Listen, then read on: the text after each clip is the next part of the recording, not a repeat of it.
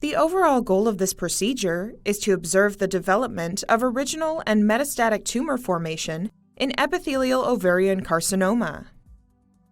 This method can help answer key questions in the gynecologic oncology field, such as understanding the tumor biology of peritoneal dissemination. The main advantage of this technique is that an orthotopic inoculation of human epithelial ovarian carcinoma, or EOC cells, is performed through a retroperitoneal approach from the dorsal flank.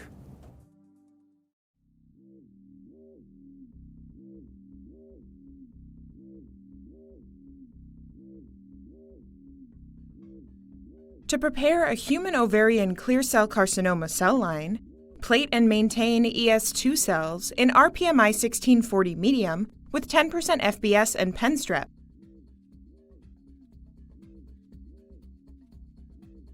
At 37 degrees Celsius and 5% CO2. In the logarithmic growth phase, remove the old medium from the culture and use 3 to 4 milliliters of PBS to wash the cells once.